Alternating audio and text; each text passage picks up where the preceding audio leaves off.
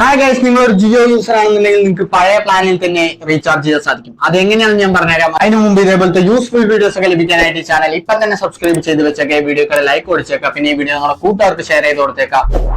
അപ്പൊ ജൂലൈ 3 ശേഷം ജിയോ അവരുടെ റീചാർജിന്റെ റേറ്റ് ഒക്കെ കൂട്ടിയിട്ടുണ്ടായിരുന്നു. എന്നാലും നമുക്ക് ഇപ്പോഴും ആ ഒരു പഴയ പ്ലാനിൽ തന്നെ റീചാർജ് ചെയ്യാൻ സാധിക്കും. അത് എങ്ങനെയാണ് എന്നതിനെ കുറിച്ചിട്ടുള്ള ഒരു വീഡിയോ ആണ്. അപ്പൊ വീഡിയോ സ്കിപ്പ് ചെയ്ത് തന്നെ കാണുക. കാരണം നിങ്ങൾ വീഡിയോ എവിടെയെങ്കിലും സ്കിപ്പ് ചെയ്ത് പോയിട്ട് നിങ്ങൾ പോയി റീചാർജ് ചെയ്തിട്ട് നിങ്ങളുടെ പൈസ പോയിട്ട് എന്നെ പറഞ്ഞിട്ട് കാര്യമില്ല. അതുകൊണ്ട് പറയുന്ന എല്ലാം വ്യക്തമായി മനസ്സിലാക്കിയതിനു ശേഷം മാത്രം റീചാർജ് ചെയ്യാൻ പോവുക. അപ്പൊ കൂടുതൽ പറഞ്ഞ സമയങ്ങളില്ല, നേരെ വീഡിയോയിലേക്ക് പോകും.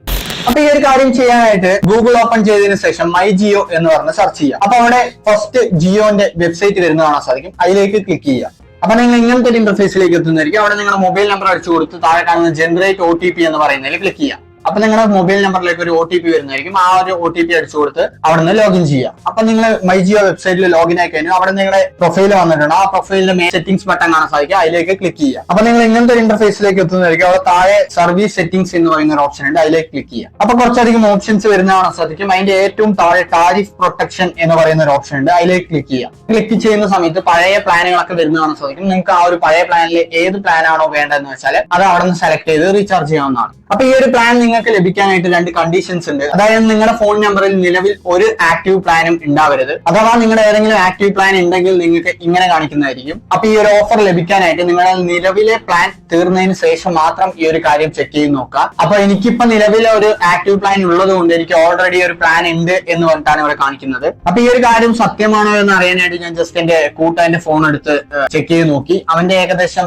ജിയോ പ്ലാൻ കഴിഞ്ഞിട്ട് 1 മാസമായിട്ടുണ്ടായിരുന്നു. ബട്ട് അവന്റെ ഈ ഒരു പഴയ ഓഫറുകളൊന്നും കാണിച്ചില്ല. എന്നാൽ അവന്റെ തന്നെ വേറൊരു സിം ഉണ്ടായിരുന്നു. ഏകദേശം 3 മാസം റീചാർജ് കഴിഞ്ഞ ഒരു സിം ഉണ്ടായിരുന്നു. അതെടുത്ത് ചെക്ക് ചെയ്ത് നോക്കിയപ്പോ ഈ പഴയ പ്ലാനുകളൊക്കെ ആ ഒരു നമ്പറിൽ കാണിച്ചിട്ടുണ്ടായിരുന്നു. അപ്പൊ ഈ ഒരു കാര്യം എല്ലാവർക്കും ലഭിക്കുമോ എന്നുള്ള ഒരു കാര്യം ഡൗട്ടാണ്. അപ്പൊ നിങ്ങൾ എന്തായാലും നിങ്ങളുടെ ആക്റ്റീവ് പ്ലാൻ തീർന്നതിന് ശേഷം ഈ ഒരു കാര്യം ചെക്ക് ചെയ്ത് നോക്കുക. നിങ്ങൾ ലക്കിയാണെന്നുണ്ടെങ്കിൽ നിങ്ങൾക്ക് ആ പഴയ പ്ലാനിൽ തന്നെ റീചാർജ് ചെയ്യാൻ സാധിക്കും. അങ്ങനെ ആർക്കെങ്കിലും റീചാർജ് ചെയ്യാൻ സാധിച്ചു കഴിഞ്ഞാൽ ജസ്റ്റ് താഴെ കമന്റ് ചെയ്യുക. അപ്പൊ ഇതിൽ രണ്ടാമത്തെ ഒരു കണ്ടീഷൻ കൂടിയുണ്ട്. അതായത് ജൂലൈ 3 ശേഷം 6 മാസം മാത്രമേ ഈ ഒരു പ്ലാൻ അവര് ജിയോ വെക്കത്തുള്ളൂ. അത് കഴിഞ്ഞാൽ ഈ ഒരു പ്ലാൻ അവർ എടുത്തു മാറ്റും. അതുകൊണ്ട് 6 മാസം മുമ്പ് ഈ വീഡിയോ കാണുന്നവർ മാത്രം ഈ ഒരു കാര്യം ചെയ്തു നോക്കുക. അപ്പൊ ഈ ഒരു വീഡിയോനെ കുറിച്ച് എന്തെങ്കിലും ഡൗട്ടോ കാര്യങ്ങളോ ഉണ്ടെങ്കിൽ ജസ്റ്റ് താഴെ കമന്റ് ചെയ്യുക. അപ്പോ അടുത്ത നല്ലൊരു വീഡിയോയിൽ കാണുമ്പോഴേക്കും ബൈ.